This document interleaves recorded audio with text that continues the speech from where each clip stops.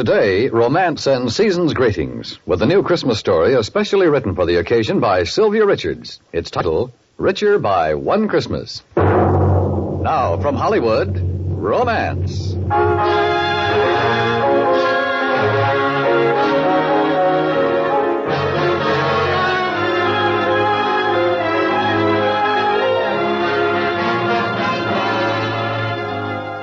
Romance. Transcribed stories of love and adventure, of comedy and crisis, of conflict and human emotion. Today, a story of Christmas time, of Christmas present, starring Miss Virginia Gregg as Evelyn in Richer by One Christmas.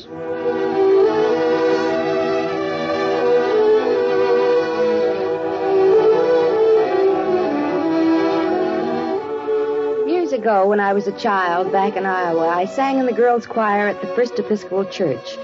And I remember one year the rector gave us all necklaces, silver chains with round crystal pendants.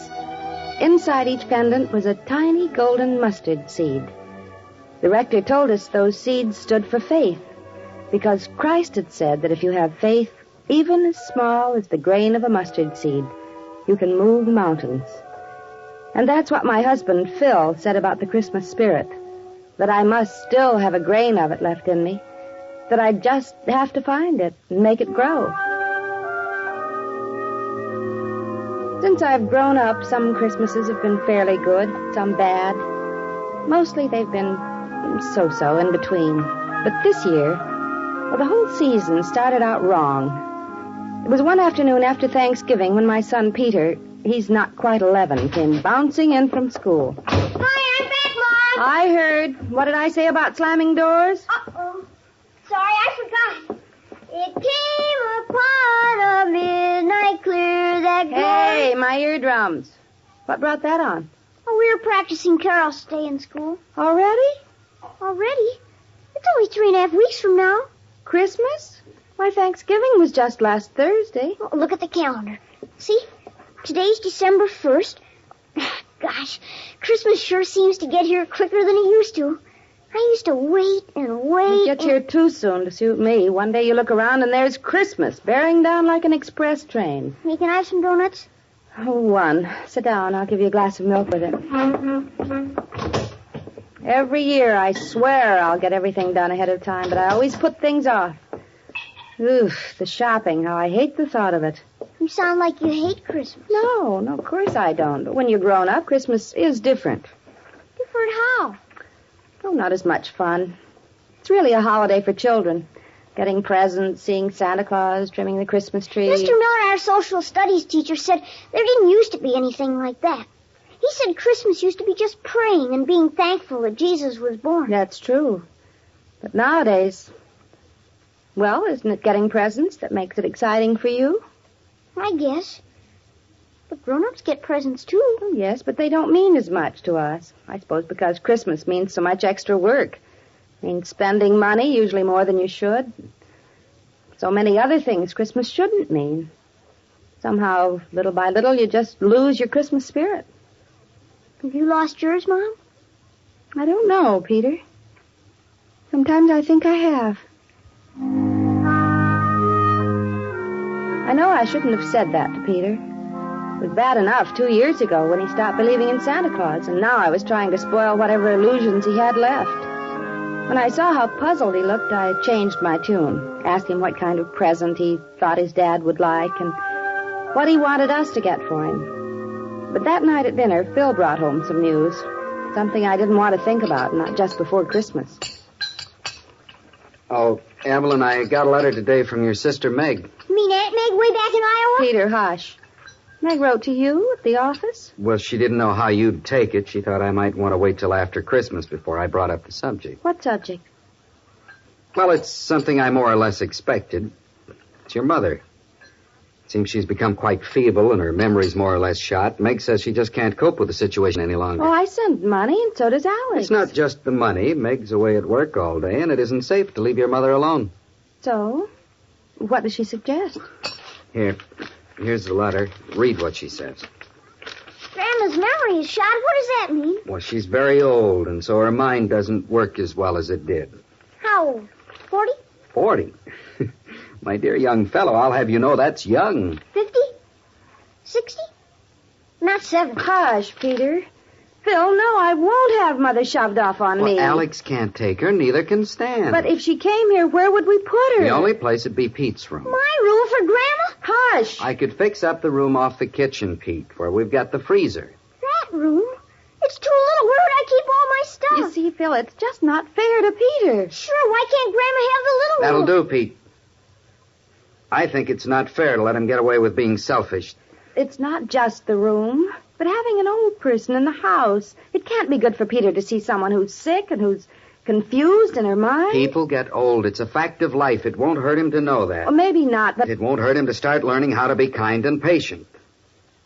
Evelyn, I should think that, especially now when Christmas is almost That's here... just it, to have another problem now and the extra expense. Expense? She'd have to fly here. She couldn't stand the long trip on the train, and Meg can't afford to buy the ticket. Well, how much would it cost? $60, $70? Nearly half of the money I've saved for Christmas. So this year, why don't we just buy a tree and a few things for Pete? We have to send cards, and there are certain people who'll expect to get a gift. No.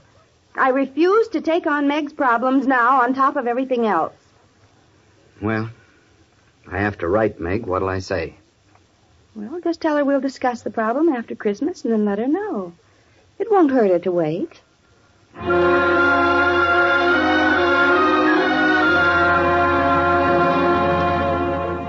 No, it wouldn't hurt Meg to wait. My mother? Well, at her age, I doubted it would make any difference to her where she spent Christmas. Still, I must have had a bad conscience because I felt more and more miserable as the days went by and less like Christmas. I worked like a tiger, cleaning the house and went shopping nearly every day, battling my way through the crowds to buy gifts. And all over the city I saw lights and decorations, heard bells ringing, singing of carols. But nothing happened. I still had no feeling, not one tiny spark of real Christmas spirit. Boy, that's a great package, Mom. Oh, your mother's an artist at wrapping gifts. Oh, thank you, kind sirs. Well, who's that one for? Al's Children. It's a collection of magic tricks. Oh. Who's this one for with the pine cones on top? That? Isn't it marked? Oh, never mind. It's for Connie, the cleaning woman. There, this one's done. Peter, it's past your bedtime. It's vacation, no school. Aren't you going to work for Mrs. Krieg tomorrow, washing windows or something? Hey, you got a job, Pete? Yep, Mrs. Krieg's. He's paying me 50 cents an hour. You'll be filthy rich. Peter? Let me wrap one package first. All right, wrap this one. It's for the milkman. You mean we gotta give him a present? We don't got to, but we'll get better service if we do. Here. Use this gold paper and the brown ribbon. Okay.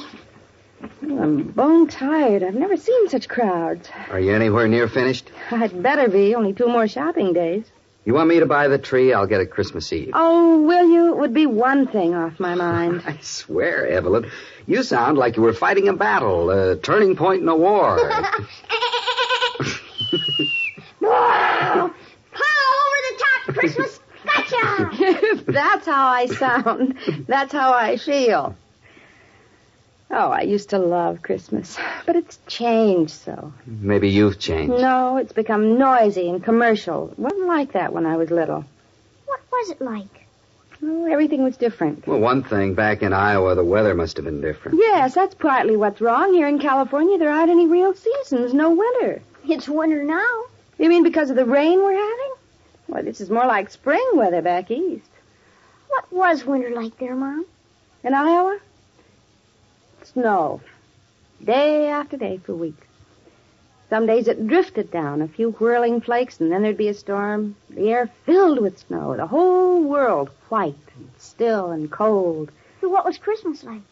Why, it was right in the center, in the heart of all that cold and whiteness. A bright, bright day. Christmas Day. I guess I finished this package, Mom. Oh, thank you, Peter. Well, you did a good job, son. I guess I'll go to bed now. Good night, darling. Night. Good night, Peter. You know something, Mom? You know what somebody ought to give you for a present? No, what? A snowstorm. A great, big, beautiful white snowstorm. Then I bet you'd like Christmas again. As much as you used to.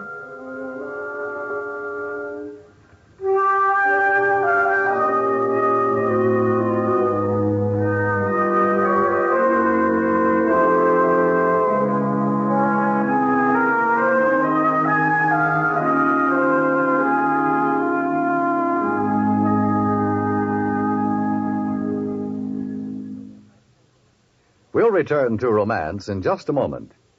Tonight, Christmas Eve, the whole nation is invited to the largest carol service ever held. CBS Radio is bringing you its guest star, Bing Crosby, in a full hour of the beloved Christmas hymns and songs and airs from olden times to the present. You and your family are cordially invited to gather around your own Christmas tree as millions of other families gather around their trees and sing with this wonderful balladeer. From points all over the country and the world, Bing will also bring you the Yuletide songs of special localities and foreign nations. Tonight, Christmas Eve, as America sings with Bing on most of these same stations. You and your family join in. And now for the second act of Romance.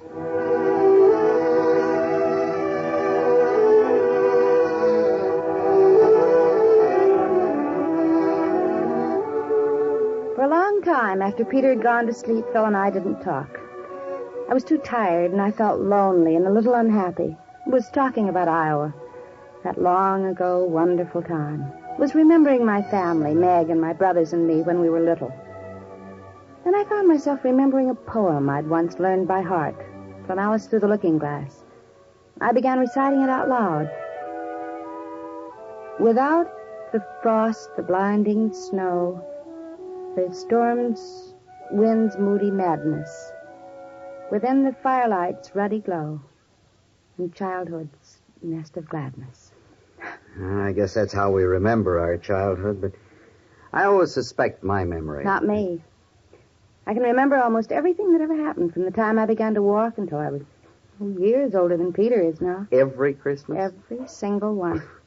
You remember anyone that was special, better than the rest? Oh, of course. Everyone has one perfect Christmas. They remember their whole life how wonderful. What made yours so perfect? Did you get a bicycle or your first real watch? No, it wasn't anything I got. Oh, and it must have been the snowiest Christmas. Snow on everything, like frosting on a cake. No. The odd thing is that there was scarcely any snow that year, not until January. Well, then what was it? Well, I don't know. I never thought before. Somehow that year I felt Christmas in my bones. I felt like the carols sound, joyous. Was it an especially prosperous Christmas? Did your dad make a lot of money that year? No. It was after Dad died, 2 or 3 years after. Prosperous. My dad hadn't left anything but debts. And it was 1935. The Depression. My poor mother. How she worried. She made some money sewing, doing alterations. And Stan, he was the oldest, sometimes got a day's work helping a carpenter. I was only 12. But I got myself a job. I started even before Christmas vacation. Mama, I'm leaving now. Well, it's nearly dark, Evie, and I hate to think of you tramping from house to house in the cold, talking to strangers. They're not strangers, Mama. I know everybody who lives on Jefferson Street, almost everybody on Weber Avenue. Oh, yes, I suppose you do, but Evie, promise me you won't force people to buy cards from you. How can I force them? Well, you mustn't try. So many people are having a hard time, and I hate to think of anyone spending money if they can't afford it. Mama, I've only sold 3 boxes. One to Miss Dory Haskell, and she can afford more than that. And 2 boxes to the manager of the Liberty Theater. Well, I suppose in his case, Christmas cards are really a business expense. I have to sell 20 boxes. Why? For a reason. I don't want to tell you yet. Poor little Evie. I can guess why. It's hard when you're young to see all the pretty things in the stores that you can't buy. I don't care, Mama. Especially this time of year. But I really don't care. Well, money or no money, we shall have a Merry Christmas, Evie. Because you and Meg and your brothers all know what Christmas really means. You have Christmas in your hearts.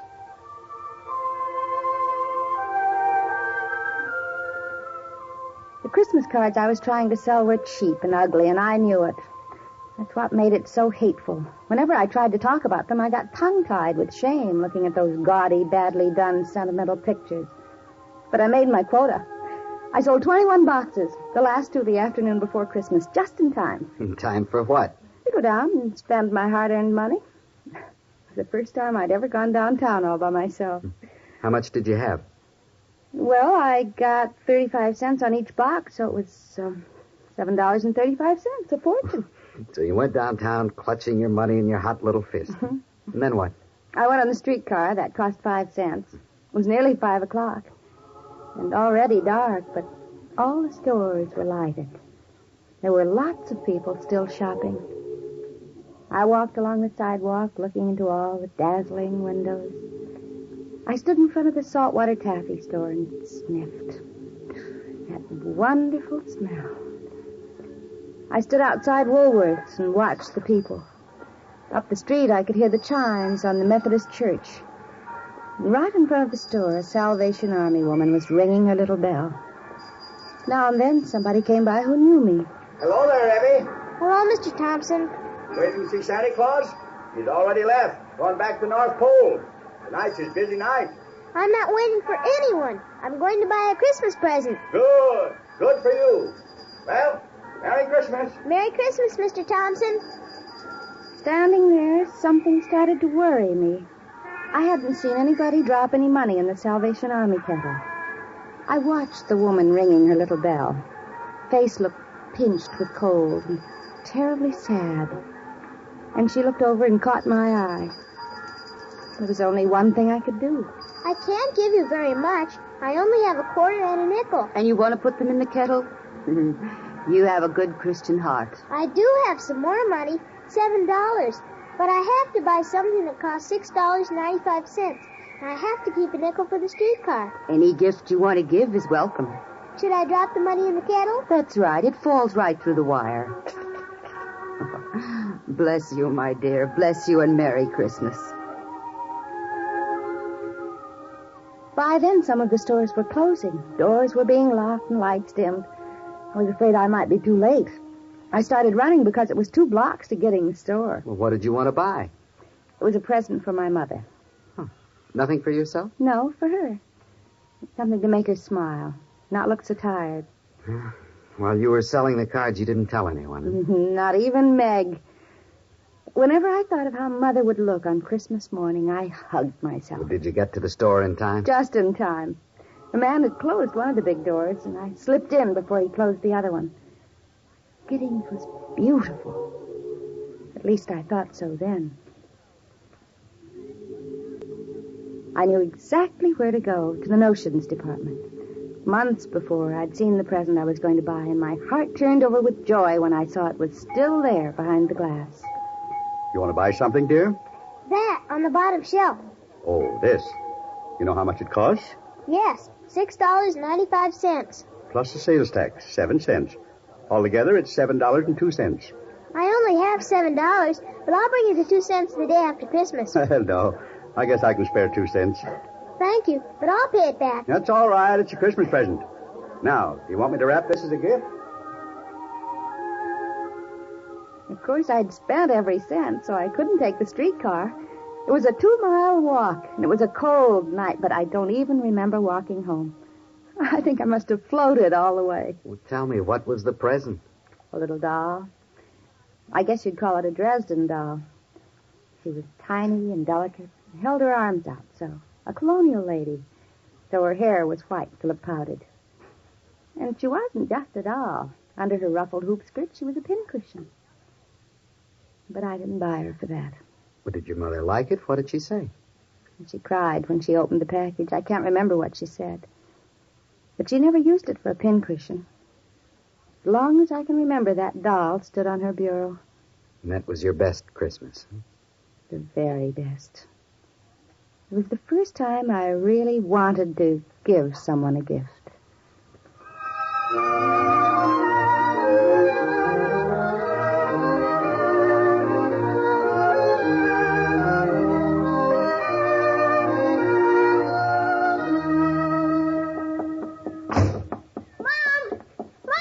What is that, Pete? A present for Mom. Peter, is that where you've been? Sure. One time I'd seen one of these things. So when Mrs. Creek paid me, I went down to look for one. I bet I looked in more than 50 stores. Mom, do me a favor.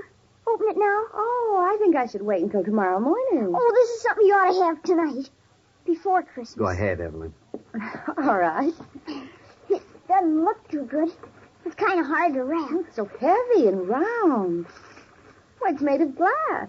What's that inside? Shake it, Mom. Shake it hard.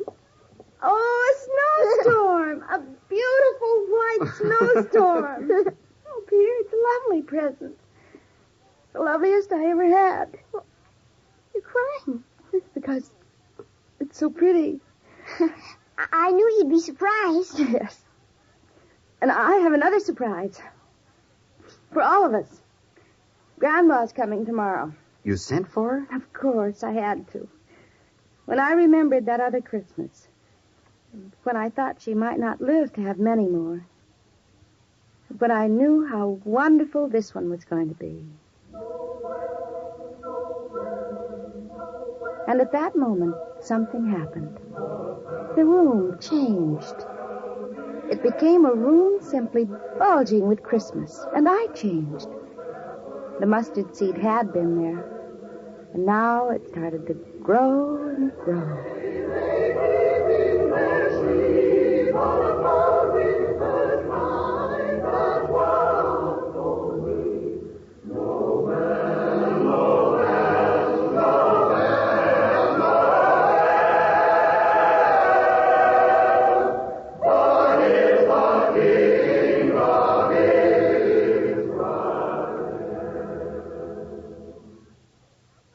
And now, from the cast and crew of our series, from all of us here on Romance, from Bob Chadwick, Tom Hanley, Bill James, Bill Crabb, George Foster, Jimmy Murphy, Alex Alexander, Jan Picard, Jerry Goldsmith, Frank Paris, Bill Frug, Virginia Gregg, Vic Perrin, Richard Beals, Beverly Henley, Ann Morrison, Ralph Moody, Dan Coverly. To all of you, a very merry, merry Christmas. And may we invite you to hear Romance, transcribed next week at this same time.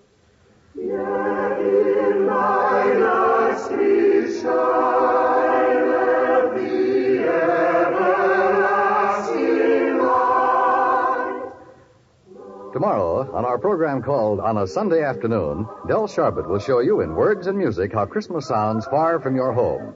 Alfredo Antonini with his great orchestra, and baritone star Stuart Foster will also be here on Christmas Day on a Sunday afternoon. Stay tuned now for Gunsmoke, which follows immediately over most of these same stations.